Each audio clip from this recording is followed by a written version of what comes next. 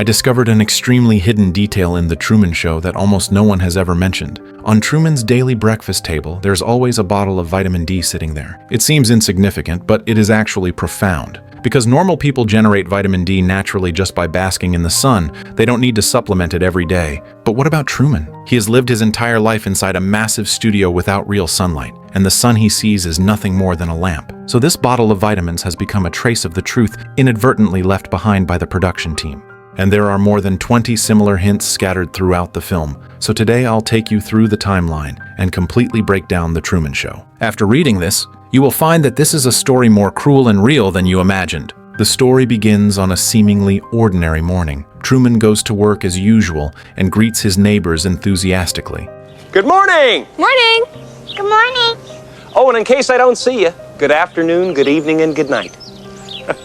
But just as he is about to get in the car, a metal object suddenly falls from the sky. Looking closely, it turns out to be a searchlight with Sirius written on it. This isn't written at random. Sirius is the first white dwarf ever observed by humans, and it is also the brightest star in the night sky. But at this moment, it has turned into a light bulb. In fact, the director uses this shot to directly expose a fact. The sky above Truman's head is fake, and in the world where Truman lives, cameras are everywhere. For example, in the neighbor's trash can. To get a better angle, he even holds the trash can in his arms. And in the city, on the utility poles, and on the billboards that Truman is forced to advertise every day, decorative cameras are installed. Even the ring he wears on his hand actually hides a micro camera inside. Most ironically of all, the ring is a keepsake left behind by his father. For Truman, that is a sustenance of family affection. But for the program team, it becomes the best angle to monitor him. This is one of the cruelest ironies of the entire movie. Even memories have become their tools. Continue watching, and you will find that the radio music Truman listens to every day is almost entirely old classic songs. Luckily, no one was hurt. But hey, how do you feel today? That's good. You thinking of flying somewhere? Nope. Oh, good.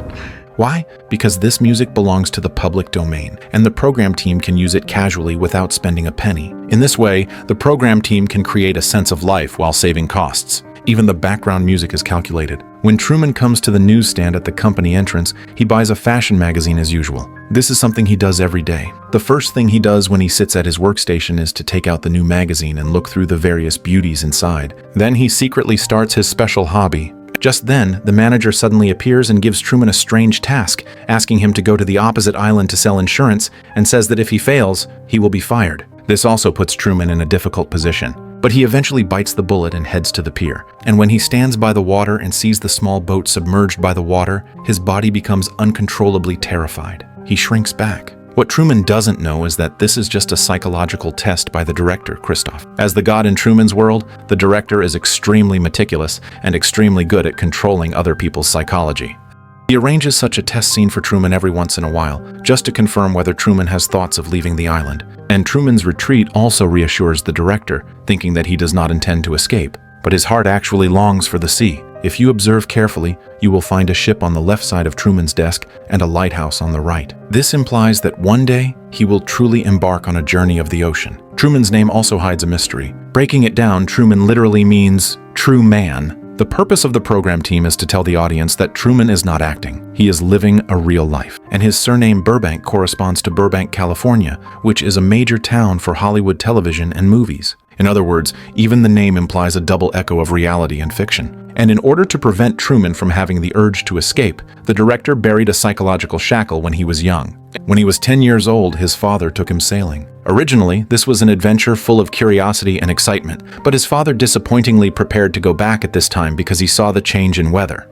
But young Truman didn't want to go back and begged his father to sail a little further, but suddenly, a storm fell, and the father and son were crumbling on the small boat. In the end, Truman could only watch helplessly as his father was swallowed by the sea, and this accident became a trauma of his life. Self-blame and guilt accompany him forever, and also make him never dare to step into the sea again. Every time he stands by the sea, his body trembles involuntarily. Night falls, and Truman sits alone on the beach, expressing his longing for his father. But there is a phenomenon here that goes against common sense.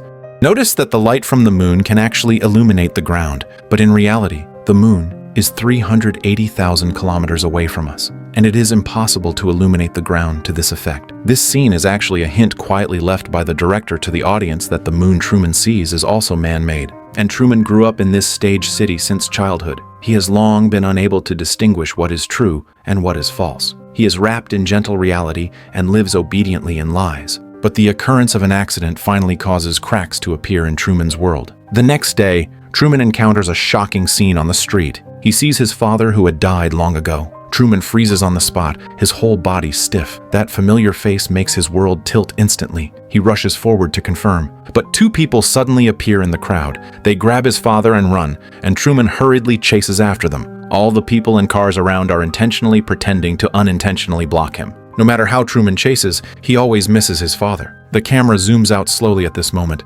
Everyone is acting. Only he alone is in real fear. In the process of chasing his father, there is a detail in the lens. Truman passes an archway with a Latin phrase written on it, unus pro omnibus, omnis pro uno. It means one for all for one. This sentence is actually the confession of the program team. Truman's entire life serves the audience of the whole world, and the audience also participates, building Truman's cage. Failing to catch up with his father, a dazed Truman returns home and goes down to the basement, his own small world, where he opens an old box that has not been touched for many years. And every item inside is a memory he cannot get rid of, especially that striking red sweater. During Truman's college days, he had an unforgettable first love. At that time, Truman's love life had already been written into the script by the program team. The production team arranged an ideal partner, and Truman should also fall in love, get married, and have children according to the plan. But fate did not follow the script. One day, a girl named Lauren, who was originally just an extra, exchanged a short glance with Truman in the crowd. It was that glance that changed Truman's life. Although Meryl was arranged to intervene immediately and interrupt their communication, the budding of emotion could not be controlled at all. Love is sometimes so magical. Maybe the director can arrange the plot, and even arrange fate, but he cannot arrange the occurrence of love, nor can he stop the occurrence of love. At a dance, they met again. Just a smile at each other was keenly detected by the director, who immediately arranged for the staff to quietly take Lauren away from Truman. Truman thought they would miss each other, but soon they met again by chance in the library. It seems that no matter how carefully the script is arranged, it cannot match the coincidence of fate. Truman looks at the badge on Lauren's chest, lost in thought for a long time. Facing the impulse in his heart, Truman no longer hesitates. He bravely invites Lauren on a date, but unexpectedly, Lauren agrees without hesitation and makes a strange request. We have finals tomorrow. Yeah, I know. If we don't go now, it won't happen. Do you understand?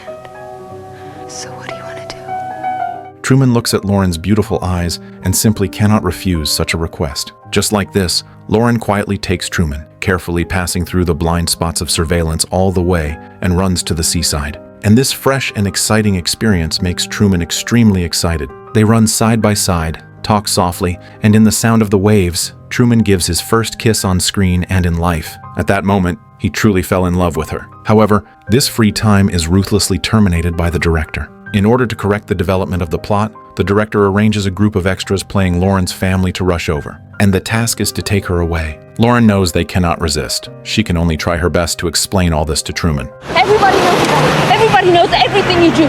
They're pretending, Truman. Do you understand? Everybody's pretending. I don't know. No.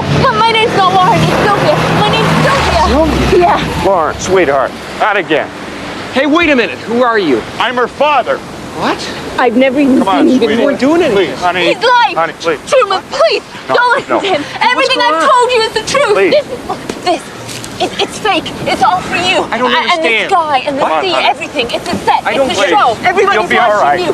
Please, don't Please, listen to him. Lauren. He's gonna lie to you. Watch What's this going right on? now. I really would like to know what's Schizophrenia. going on. She has episodes. Please. What? We tried everything. Hip, you're not the first. Truman! She brings all her boyfriends down here. What's he saying? Truman, he's lying. Get out of here. Come on, find me. Don't worry. We're going to See you in Fiji. school. Fiji. We're moving to Fiji. No. Fiji.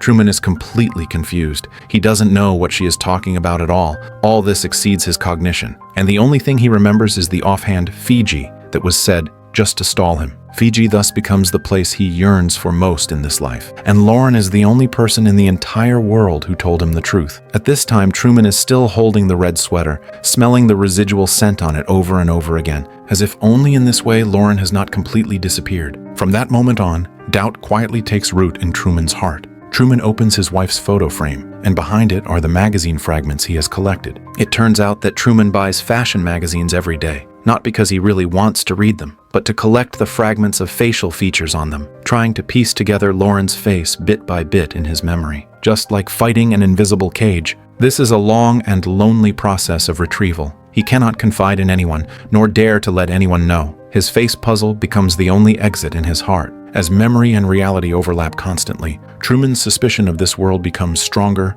and stronger. The next morning, when passing the newsstand, Truman does not buy a magazine as usual, because he discovers that a conspicuous piece of news appeared in the newspaper, driving away the homeless, and the person in the picture is exactly the father who came back from the dead. If it were in the past, Truman would definitely not think too much, but the appearance of this news at this time is so glaring, it seems to be deliberately proving to him that what he saw that day was not his father, but a homeless man. But all this is trying to hide something, only making it more obvious. So when Truman walks into the company's revolving door, he unexpectedly walks out again. He stops on the street and silently observes everything around him. He finds that the rhythm of people walking on the street seems excessively regular. The cleaner bends down repeatedly to pick up trash, but there is nothing on the ground. His friend arranges the goods on the shelf over and over again, actually putting them in the same position repeatedly, just because he doesn't know how to respond next. The audience can instantly feel the awkwardness of a failed performance. At this moment, Truman suddenly has a strong illusion. The world he lives in is like a cassette player,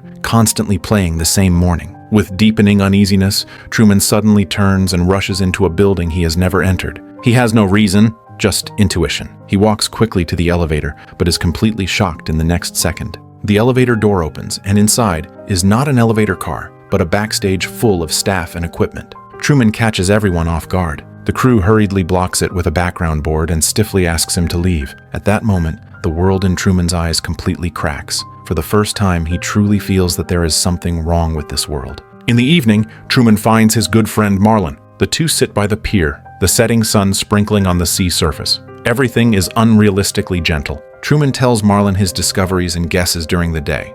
Maybe I'm being set up for something. You ever think about that, Marlon? Like your whole life has been building towards something? No. When you were hauling chickens in the summer for Kaiser, what was the furthest you ever got off the island? Went all over. Never found a place like this, though. Look at that sunset, Truman. It's perfect. Yeah. That's the big guy. Quite a paintbrush he's got. Yep. At this time, what the audience sees is a warm sunset, but we know that it is all fake scenery. The tenderness at this moment is actually a kind of cruelty. Truman has never even seen a most ordinary sunset. Returning home, Truman sits in the living room, looking through the photo album with his wife and mother, smiling and recalling the past years. But there are several extremely cold hints hidden in the lens. We see that there is a photo in the album of him wearing a clown suit when he was a child, but he is locked behind iron bars. What does this mean? This is actually a metaphor. Truman's life is imprisoned in the show like a clown to please the audience. And in another photo, his mother is specifically holding a camera when being photographed. This is not simple photography, but a kind of product placement. Because the goal of the program is not only to film his life, but also to sell advertising, and the camera is also one of the placed products. Even more ironic is that the shape of the magnifying glass held by Truman's mother is not round, but square, just like a TV screen. The director uses a layer of metaphor here. Truman's life is always framed in this picture, and he lives under the gaze of the audience forever. Next, there is a photo full of details. Truman discovers that when his wife was taking wedding photos, her fingers were secretly crossed. This gesture means that the words spoken do not count. The director uses such a small gesture to imply that this marriage was a thorough lie from the beginning. Truman's wife is not a lover but an actress, and even every moment living with him, she is performing marriage for the audience. Let's get you out of these wet clothes. Come to bed. The wind blows in and the curtains move and you don't see anything. This is also one of the key nodes of Truman's awakening. From here on, he can no longer completely trust anyone around him. The next day, Truman wants to ask clearly, but Meryl pushes back with an emergency surgery at the hospital and goes out urgently. Truman can only deliberately bluff Meryl. I'll cross my fingers for you. Meryl freezes for a moment, then returns an exceptionally standard professional fake smile. After that, Truman decides to follow Meryl. When he arrives at the hospital, various artificial obstructions appear immediately. In order not to arouse suspicion, Truman pretends to leave, but suddenly turns back.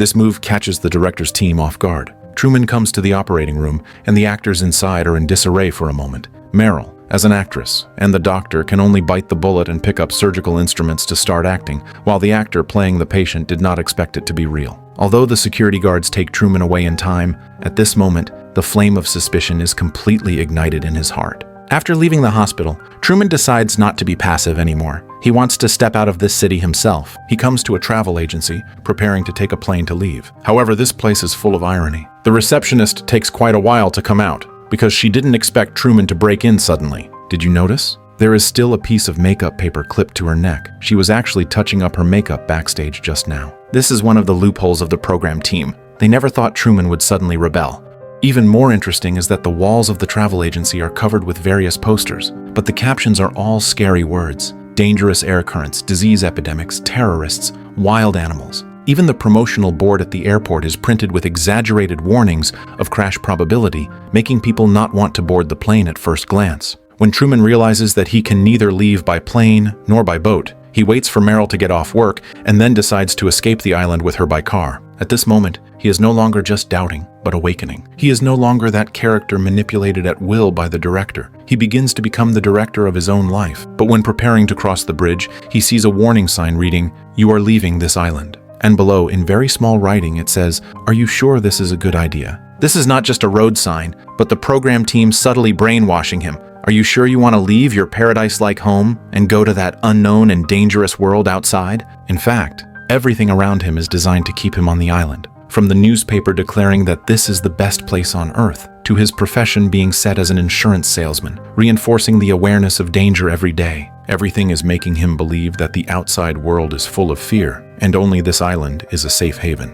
But this time, Truman does not retreat. At this moment, he just wants to go to Fiji. Perhaps Fiji is also fake, but the outside world must be real. When blocking vehicles appear, he steps on the gas to shake them off. A line of fire is suddenly pulled up ahead. He drives right over it, until a nuclear power plant leak appears ahead, and the road is completely blocked. Hesitation still flashes through Truman's heart when the police ask him to reverse. But it is this sentence that makes Truman freeze on the spot. How could a stranger know his name? In that instant, he is completely awake. There are no coincidences. Everything is a script. Truman suddenly opens the car door and runs into the forest like crazy. Truman! Truman, stop him! Truman!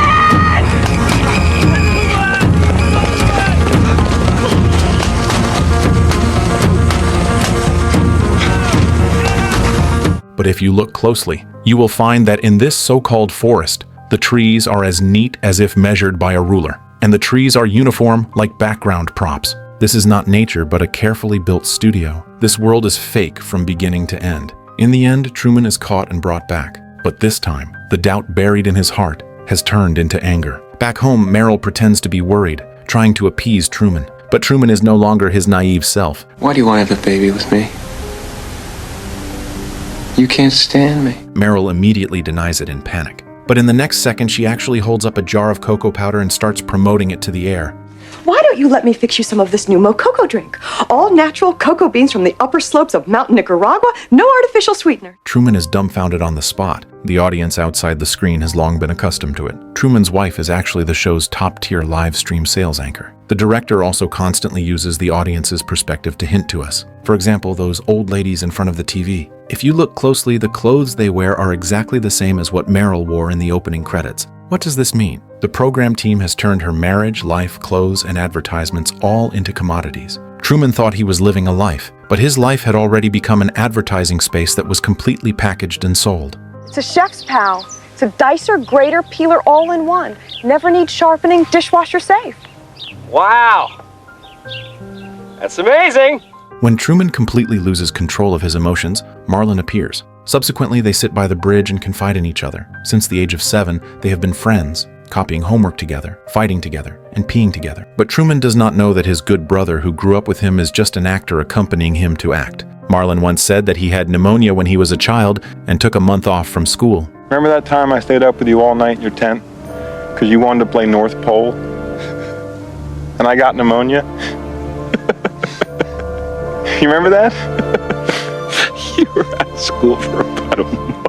Actually, the actor himself went on a vacation. Another time saying he went out to sell chickens was also an excuse to leave the set for a few days. In fact, these are all excuses arranged by the screenwriter for the character to help the actor disappear reasonably. The director really thought of all the possible doubts from the audience in advance. When Marlon speaks those words of deep brotherhood to comfort Truman, a slight pause of his completely exposes the truth. Point is, I would gladly step in front of traffic for you, Truman.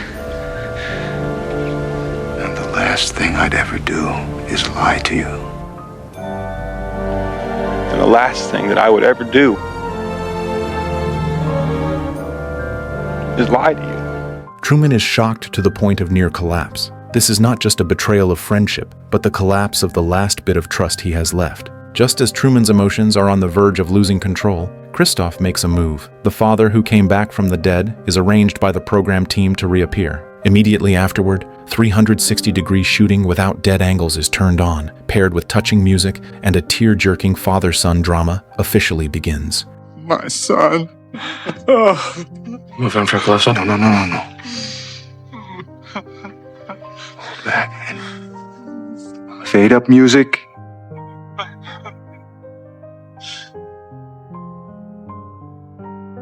And now going close. All these years wasted. I'll make it up to you, son. I swear. Truman breaks down and cries. The audience all over the world also fills with tears. The crisis is easily resolved, and the ratings climb steadily. At this moment, Christoph seems to be God, manipulating human nature and controlling fate. Just when this big drama is praised by audiences all over the world, the program team opens the audience connection line. Sylvia, guarding the screen, dials the number immediately. She angrily questions Christoph. What right do you have to take a baby and turn his life into some kind of mockery? Facing Sylvia's scolding, Christoph remains calm and packages his cruelty with beautiful words. He's not a performer, he's a prisoner. Look at him, look at what you've done to him. He could leave at any time. If his was more than just a vague ambition, if he was absolutely determined to discover the truth, there's no way we could prevent him. You're so wrong, and he'll prove you wrong. Angry Sylvia hangs up the phone, and in her room there is a striking slogan posted, "You are on TV." This is the truth she has been trying to tell Truman. Looking at the photos on the wall again, you can see many suspicious characters. These people are actually supporting actors who have appeared in the show and tried to leak secrets. Sylvia has long secretly collected many clues and planned truth invasions many times. For example, using an aircraft to break in and tell Truman the truth. She is the only person in The Truman Show who truly stands on Truman's side. After the crisis is temporarily resolved by Christoph, Truman's life seems to return to its original track. He is still as enthusiastic, funny, kind, and sincere as usual. Morning! Good morning! Good morning. Good morning. Oh, and in case I don't see you, good afternoon, good evening, and good night. Good afternoon. Good morning. Evening. And good night.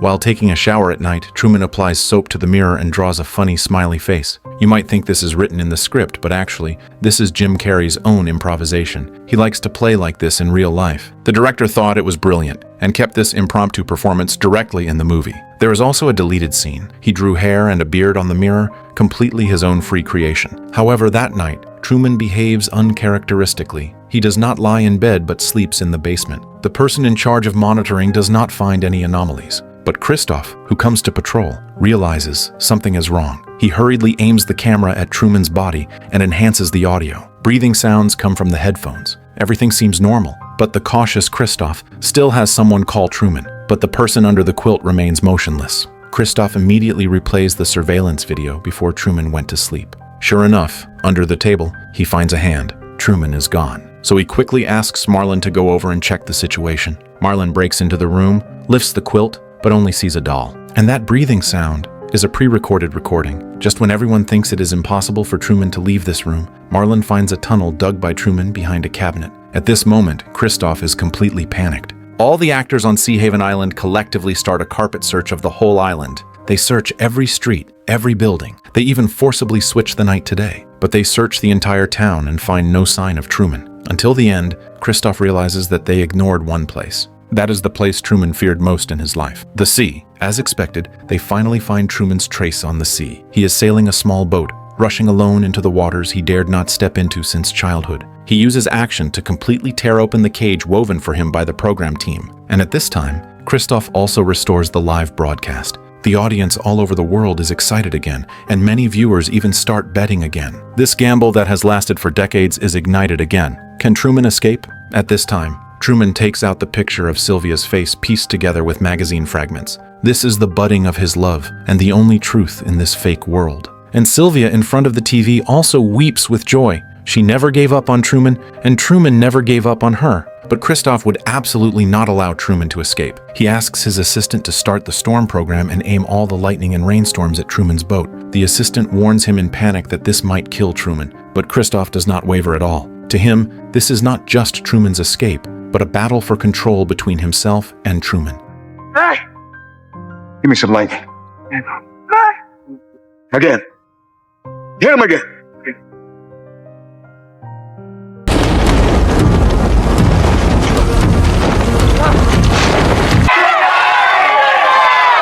You can do it! Hold! In order not to fall into the seawater again, Truman desperately grabs the rope and ties himself firmly to the boat. He is fighting against the storm and also fighting against this fake world. Is that the best you can do? You're gonna have to kill me! What you would do with a drunken sailor? What you You're at the studio. I demand that you cease transmission. Keep running. would do with a drunken sailor? I am the boy. But Truman's stubborn resistance also completely enrages Christoph, who directly turns the wind power to the maximum. Increase the wind! I am telling you for the last time. How close is he? Very close. Capsize him. Tip him over. Damn! He's gonna drown. He doesn't even care. Do it! Do it!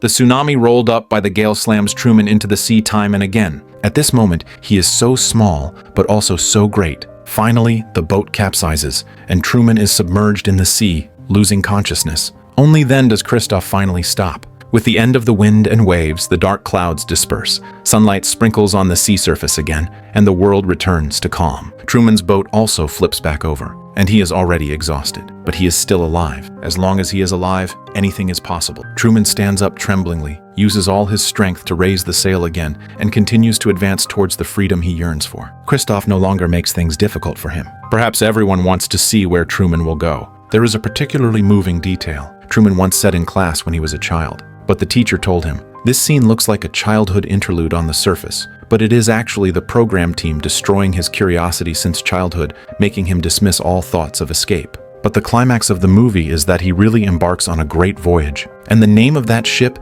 is Santa Maria, exactly the name of the ship Columbus sailed to the New World. The director puts this detail at the end, and the meaning couldn't be more obvious. Truman wants to be like Columbus and discover his own new world. In addition, pay attention to the number on the sail, which says 139. Don't think it's drawn randomly. This is actually the director's hidden message. Because Psalm 139 in the Bible talks about God understanding your every move and knowing all your paths. At this time, someone might ask, Truman has never learned sailing? How did he escape? Actually, the answer lies in his treasure chest. He has a sailing manual, and he learned basic sailing knowledge from this book. Until with a bang, the bow hits a huge blue wall. That is a huge sky curtain. Truman finally understands completely that the world he lives in is all fake. The sky is fake, the ocean is fake, even the people are fake. And it is this huge blue sky curtain in front of him that has trapped him for a full 30 years. Truman pounds against the massive wall again and again in vain, pouring out all his pent-up emotions.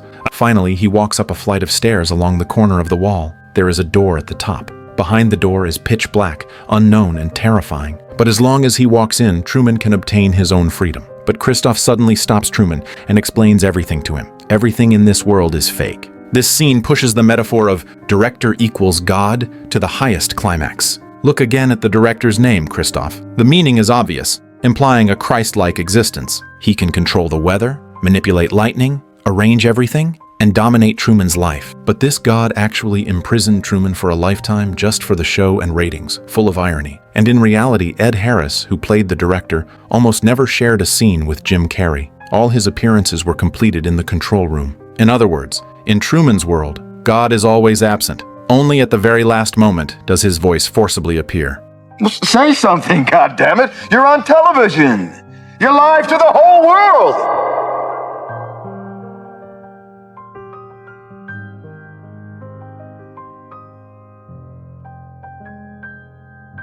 Truman falls silent. He stands at the door leading to the world, at a loss. But it is this sentence that completely ignites Truman's determination. He slowly turns around and looks directly at the people who have peeked at him for 30 years for the first time. In case I don't see you.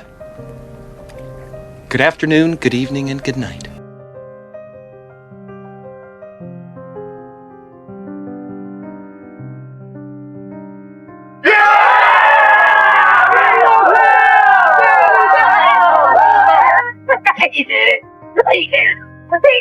The final shot is extremely ironic. Truman would rather choose the unknown reality than that bright and perfect fake world. He is like a projection in the hearts of all audiences. We all yearn for safety and stability, yet are trapped in a cage day after day. Truman tells us with action that freedom is worth a try no matter how dangerous it is. And just at this moment, the reaction of the audience in front of the TV is cold, and they start looking for the next program. The director also loses the protagonist and loses the ratings. The lens coldly reveals reality. In the era of entertainment to death, even the most authentic awakening of a person is just a moment of pastime for the public. This is the cruelest scene in The Truman Show. Truman spent his entire life finally gaining freedom, but for the audience, it was just finishing watching a good show.